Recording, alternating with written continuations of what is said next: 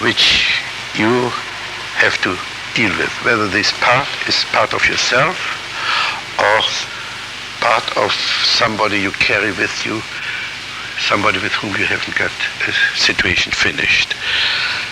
Right now, we are in a studio and we just talked about the stage fright. As Gestalt therapy is exclusively interested in the now. And our aim is to learn to cope with whatever happens. And right now what happens is a certain amount of stage fright. So let's sample a bit. Will you take the hot seat?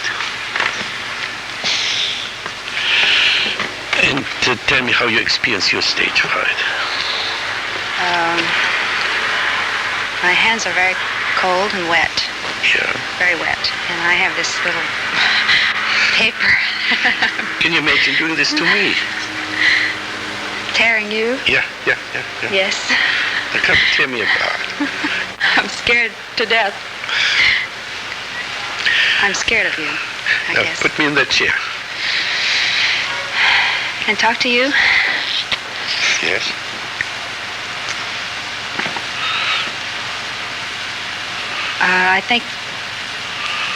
I guess I'm afraid because I think I'll do something to myself. Because I know you aren't going to do anything to me. But I really am afraid of you. Okay, now switch over to the camera. Say this to the camera. I really am afraid of you. Now, change, play the camera. Sit down here and play the camera. What would the camera answer?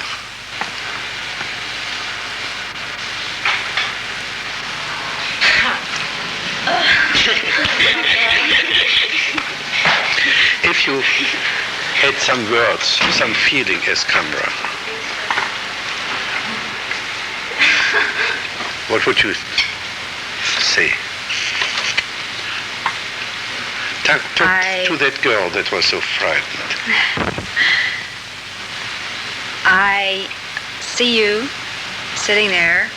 I see you nervous. I see you unsure. I see you as okay. Now be yourself again. What would you say? Go on with the dialogue. I feel better. I'm not so concerned right now. I feel more at ease. Yeah. You see, this always happens. If you assimilate some of the projection and you realize what you're dealing actually only with a fantasy, something you invest.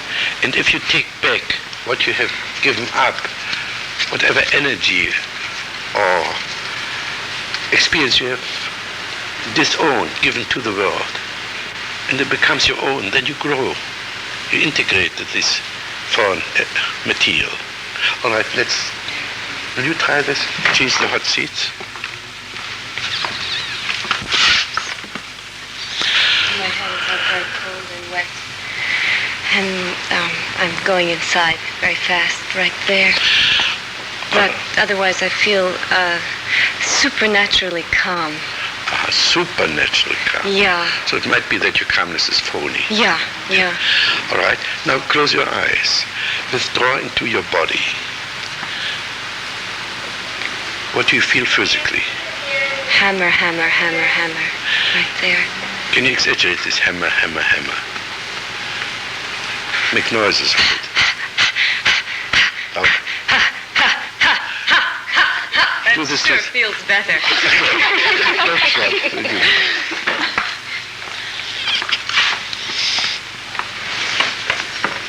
He's still playing with the paper. Talk to the paper. Paper, I'm still winding you up. Won't let you go. And my hands are sweaty and they're shaking a little bit. And I'm getting hot.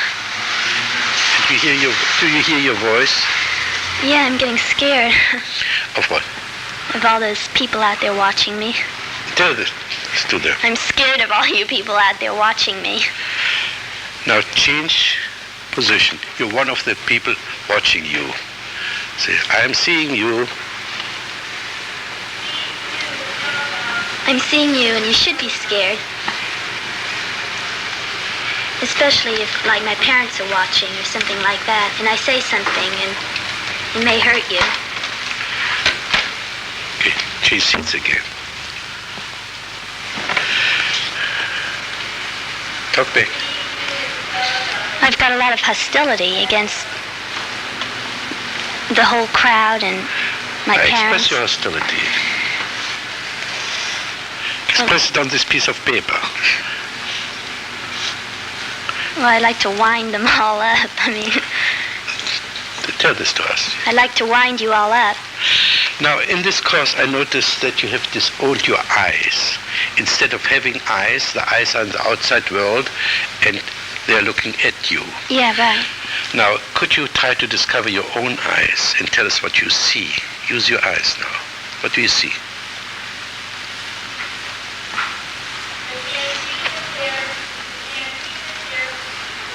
And I see that I'm scared. That's not what you see. This is what you imagine. Well, all I see then are cameras and Yeah. and shapes and darkness. Uh-huh. Do you see Just them? people sitting there. Ah, you're waking up? Yeah. This is what I call the mini Satori.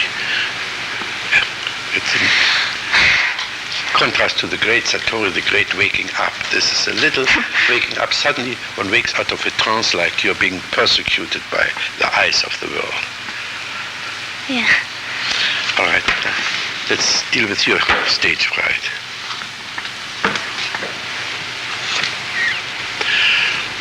I have cold, sweaty hands, and my feet, too.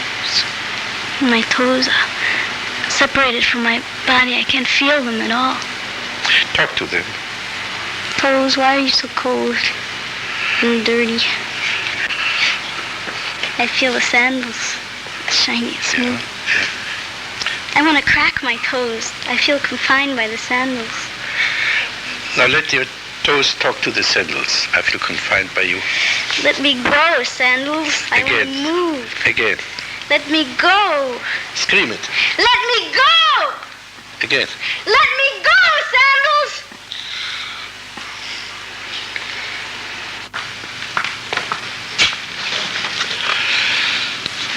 Now, the way to cope with dreams in Gestalt therapy is this. We consider dreams an existential message, not a residual of unfinished situation or traumatic things or wish fulfillment. And we have to find out what is the message we get from our dreams. There's something else in the dreams that has to be understood. A dream is a fragmentation of our personality. Now, by fragmentation, I mean this. If I have 3 pieces of wood and I put them together into a triangle, then the triangle forms a gestalt, a coherent one. Now, if they are again taken apart, they're fragmented, they're all over. So much of our personality is fragmented. It's there, but it's not available because the different parts are separated from each other. Now, Gestalt therapy is not an analytical but integrative method. And the main thing is, if you work with dreams, not to interpret, not to play interpretation and intellectual games. I believe any interpretation is a therapeutic mistake. Any interpretation is an interference of the therapist's opinion on the patient. So the patient has to do all the dirty work by himself. And the steps we do is that we first ask, will you tell us the dream? Yeah. I was in a long, dark, cold place, possibly a cement bunker or sewer underground with my children. None of us were wearing clothes, and we had some scuba diving equipment or some kind of hoses. And I knew I had to get out, and I had to get them out, and I got very angry at them and started hitting at them and yelling at them, but it didn't make it. I never could contact their flesh. I hit them very, very hard. Now you know already what you one of the existential message. You avoid getting in touch and hitting the children. Can you see that? In my life, I hit them a lot. And in the dream, you? I don't feel very good about hitting them when I do. Now, this is the first step. The second step is I make you now a stage director. Will you set the stage for the dream? And talk in the present tense. Build up the stage in fantasy. Okay. I am here with my children. There's the Suraj. Okay. I'm in a cold, dark place, and the walls are cold on either side of me. And my kids, I think, are ahead of me, but they aren't going fast enough. And we have hoses with us that are tangling us up, rubber things. And I say, "Come on, let's go!" And I'm hitting them and hitting them and hitting them and hitting them, and hitting them. And they just can't stand it. It just never gets through to them. It's as if I'm hitting a vacuum. Now play the child. And talk to your mother. Oh, I'm not going to move. And you certainly are making up a storm, and I'm just not going to move. And you can knock yourself out, and I'm not going to do a damn thing. I'm going to go exactly where I want to go. I can hear you. And it stopped there, or I forgot it there. Yeah. All right, now let's have a real encounter with your child now. Shall I take that seat? Take that seat. You can't touch me. You can't hurt me. You're sure I'm making a fool of yourself, yelling and hitting, and I'm going to go at my own pace. You can't rush me. What would you answer? You have to get out of here. I know what's good for you, and I have to get you out of here, and that's the most important thing. Listen to me and look at me. Beke. Unless you really hit me, you won't get anything. You can just stir up as much mud as you want, but you're not going to get to me until I'm just ready for it. Now, can you talk to me like your children? As yourself? I don't want to do it. Just leave me alone. Go away and stop bothering me.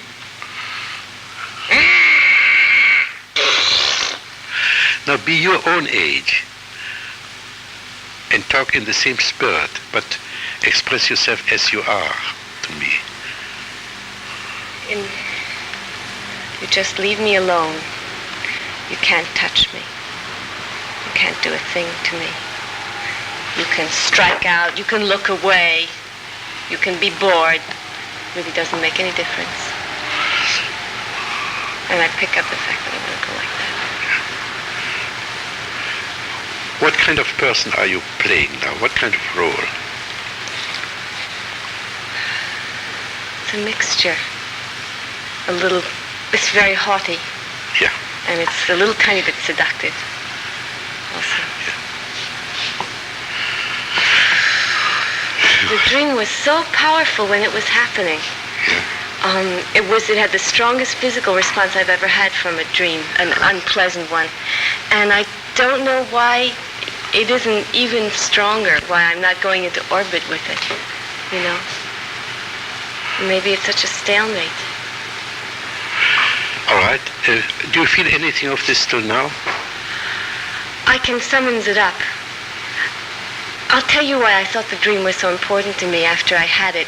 Because when I get very angry, I turn often that anger, or I used to turn it in just like that. And I'm not really going to hurt myself, but I tried as hard as I could. Sometimes I would even pinch myself, but I was never going to Now do this to me. Now notice when you do this, you hold your breath. Yeah, oh, it's real holding breath. Yeah. Now do it again and breathe at the same time.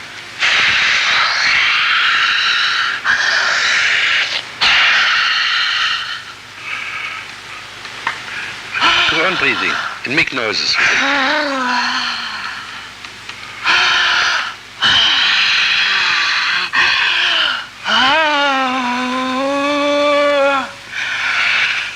What do you feel now? more power. Yeah. See, now you have re-owned some power from the dream. In the dream, you were impotent. Yeah. Now we have taken some of the power of the children away from them and give it back to you. Yeah. I think I lash out at them and then I take it back immediately into myself. Yeah. Oh, will they get it tomorrow? Thank you. So even if you don't consider the whole dream, if you do it on your own, if you dream and you just play the different parts and understand, at least try to confront each other, have a lot of internal encounters until, again, you re-assimilate more and more of your disowned material. In this case, your power and all what you did to yourself. By doing it to me, you became more real. Because this is the essence of Gestalt therapy. We want to change paper people into real people. This is why we discard all opinion playing and interpretation and so on. So who wants to work on a dream next? You? Yeah.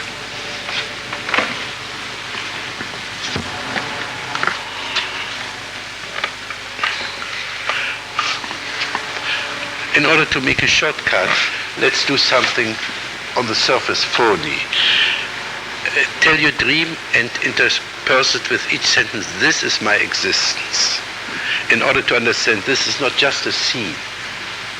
It's the basic structure of your existence.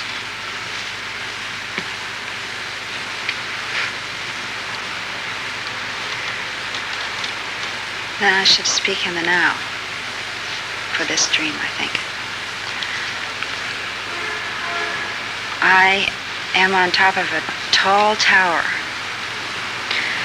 This is my existence. I have to interrupt you because there's some expression going on. Don't interrupt it, please. Tell me what you're doing with your hands. I don't know. Let your right hand talk to your left hand. I'm rubbing you. It feels good to press hard, to squeeze those fingers. I like to squeeze you. Say this again. Too. I like to squeeze you.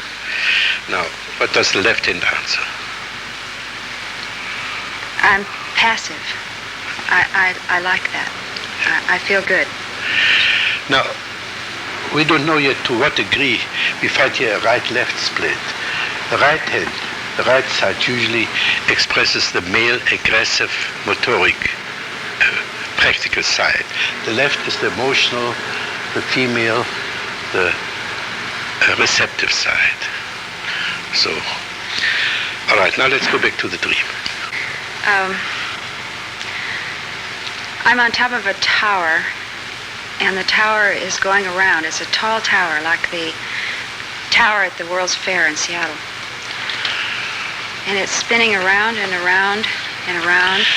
Can you say, this is my existence? This is my existence. I'm spinning around and around and around. I'm thrown off the edge, and I'm clinging over the side. And this is my existence. And I'm hanging on to the railing, and I'm falling, and I know I'm falling. I don't believe you. Can you say it again? Maybe I can believe you now then. Try again. I'm clinging to the side of the railing. You really experience this? Yes. Good. And I'm clinging and holding on as hard as I can, and I'm calling for help. How?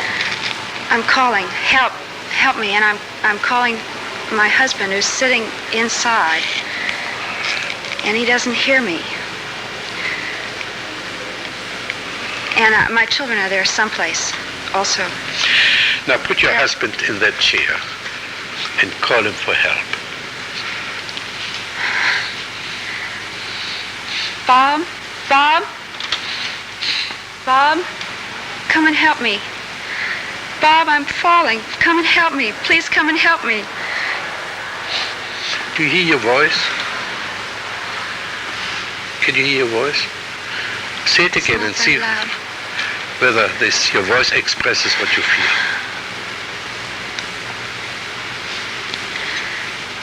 Bob? Come and help me, Bob. Come and help me.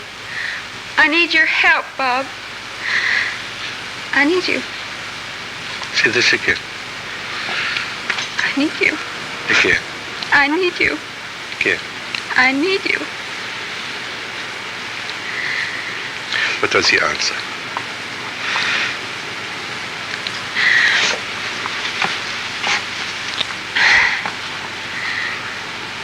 I don't mean not to hear you. I just didn't hear you. I just didn't notice. I just didn't notice.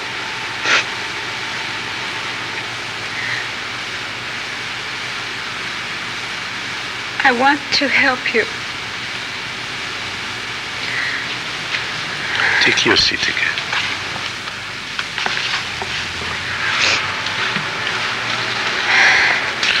What would you say to him?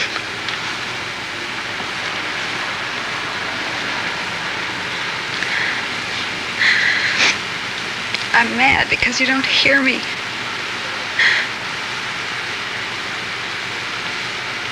It seems like you don't care.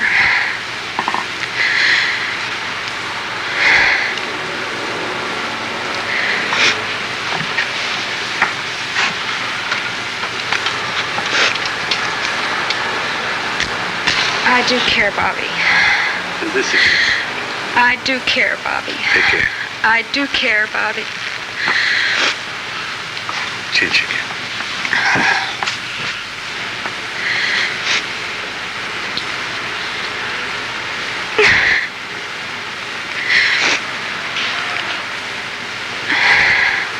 I want to embrace him. Do this. I can't. Isn't it?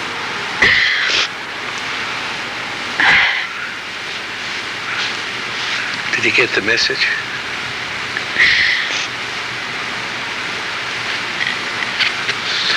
I don't know.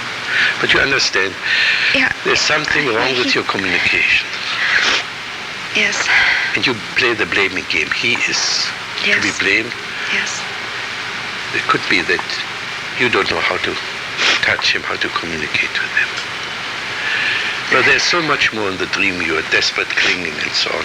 But I think we want to finish up, at least get a little bit on the stream, right? Yeah.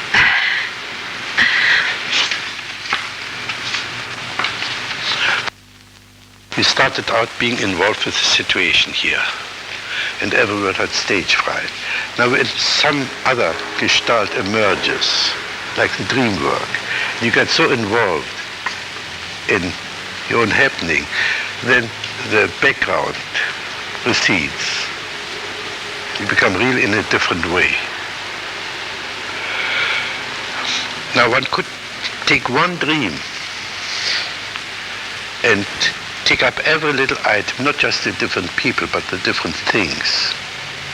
And this would be enough to achieve a complete integration. But what mostly happens is that after a dream is worked through and some of the fragmented pieces integrated, we get another dream that shows more what's going on and already simplifies.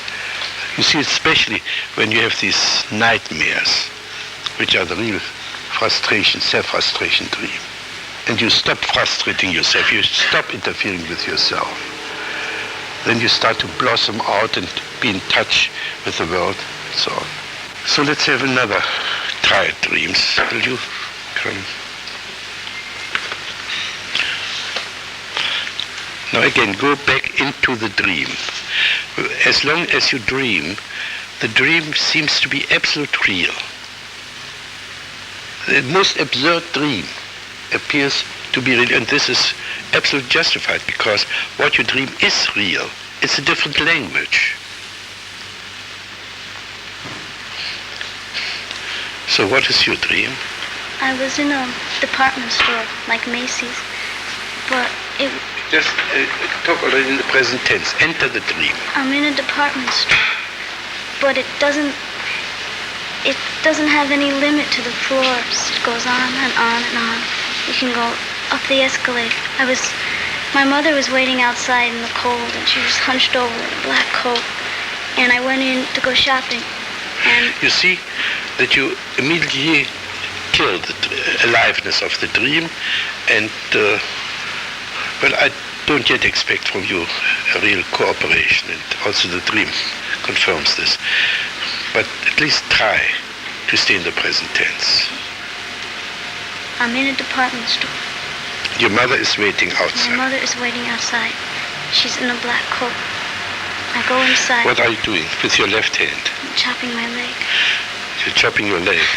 Go on chopping your leg.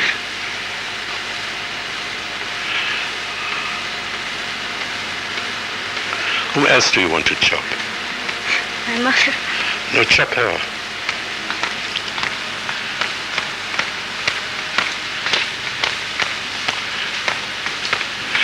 And at the same time, it indicates that your mother is your leg.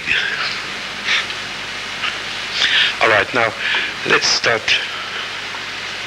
with this little fragment of the dream. If you were this department store, what kind of existence would you lead? You know this department store. I am the department store. Yeah. I'd be big. I am big I am big. and I have many things inside my stomach. I hold everything. Everything in the world. It's all there. Anything you want, you can find inside me. There are books and records and furniture, and I have clothes, and I have... now can you listen to your voice? Can you play your voice? Like an instrument? Ah. This is not how I hear your voice. I hear your voice.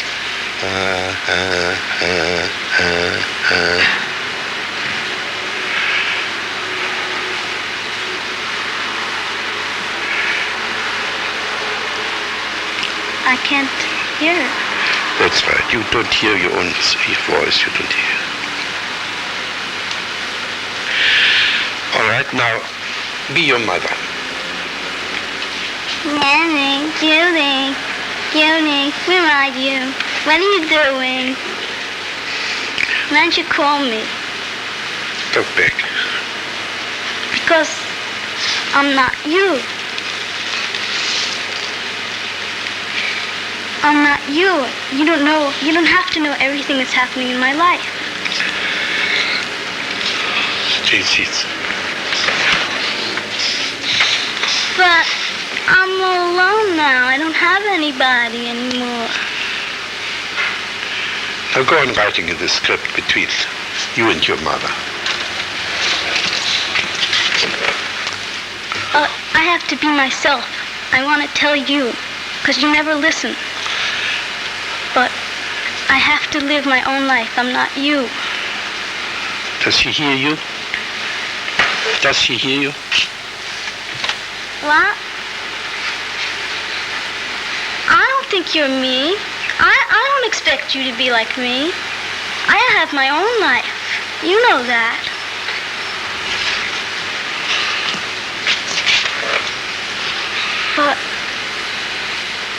But you're there. You won't go away. Let's do something phony. Let your mother go into the department store.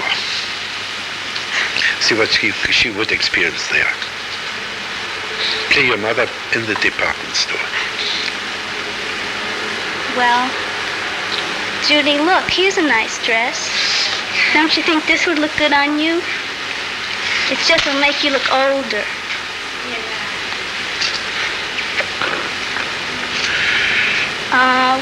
Well, let's see what size it is. Oh, it's a 9. Do you think a 9 would fit?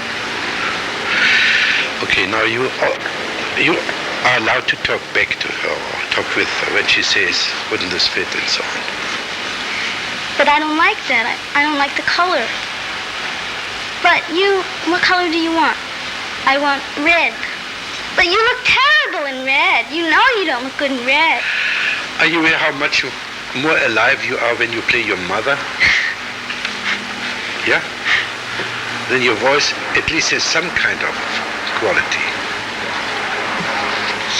Now comes the $64 question. How old are you? 21. 21. And what do you need a mother for? I don't need a mother. Well, tell her that. I don't need you. I don't need you. What does she answer? I know, but you know we're here just in case of an emergency. You know where to come. Now go on writing the script. But in case of an emergency, I want to be able to do it myself, you know? I don't want to have to need you for an emergency. Yeah, I know, but you know, just in case, if you need money, you know, something like that. But I don't need money. I'm doing all right by myself, and if I didn't need it, I'd find a way myself to get it. Now you're always talking more or less defensively. How could you, if you don't need your mother, how come you don't get rid of her? I don't know how. Now, I give you ideal Fritz. Put him in that chair and ask him how to get rid of your mother. He is your own psychiatrist. Fritz, I've thought about this a long time, and I'm really hung up on my mother. And I think you can tell me. How? Now play him.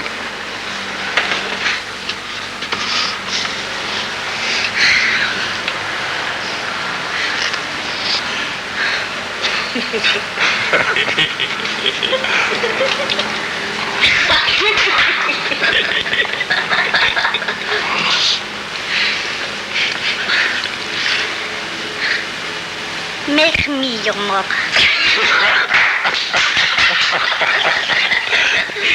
I am your mother. What will you do to me?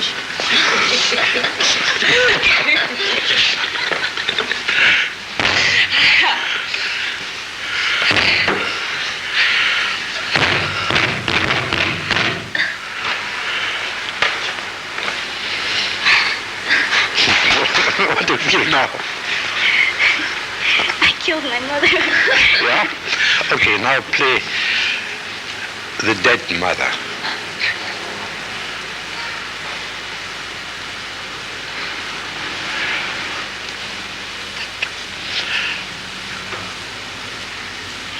What do you experience as the dead mother? Pain. Express it.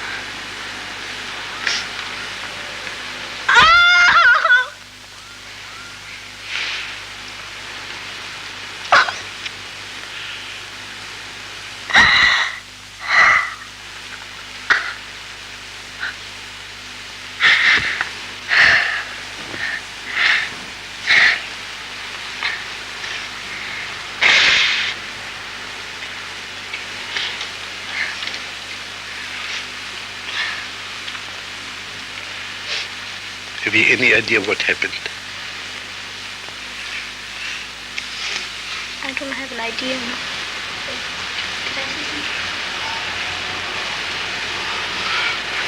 Come, you take that chair. You still need your mother. Otherwise, you wouldn't have felt so much pain, you know, that you killed her.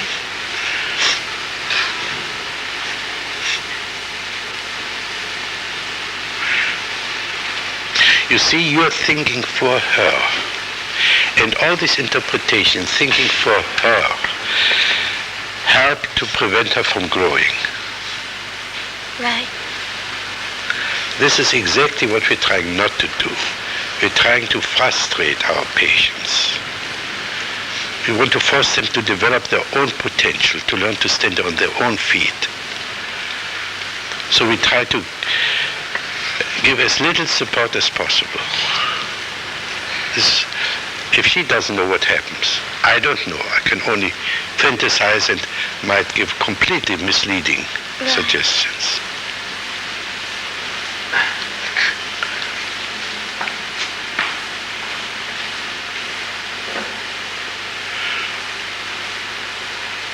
What do you feel now?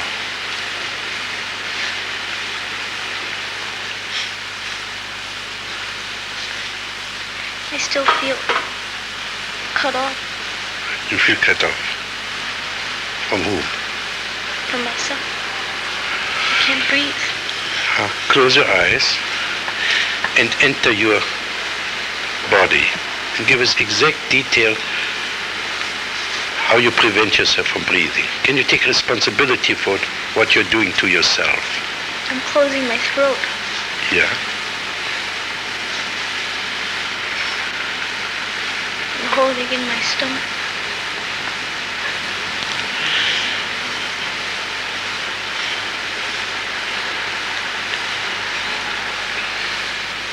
Tighten my mouth.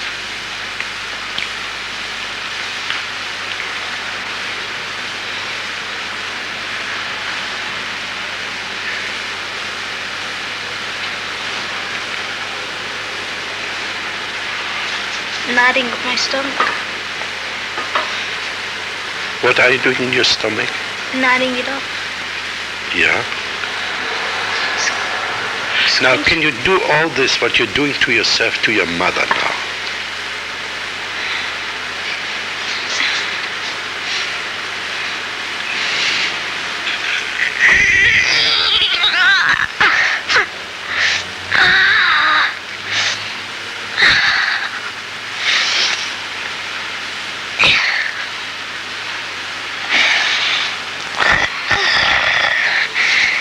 Make no noises with it.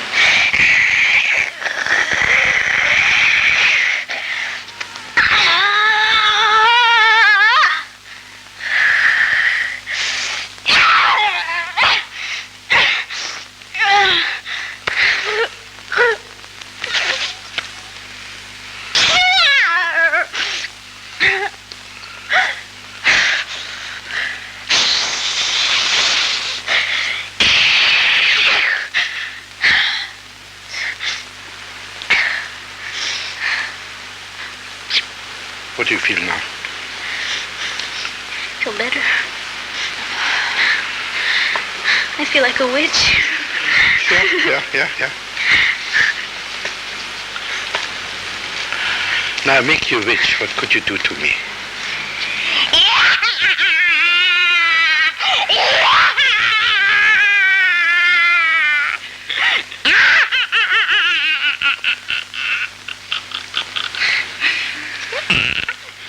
You enjoy being a witch?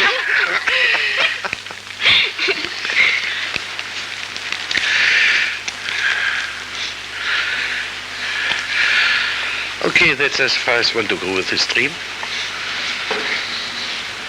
I just want to say a bit more about, let's call it for the time being, the dream technique and the historical context. It, so to say, derives its source from two other psychiatrists.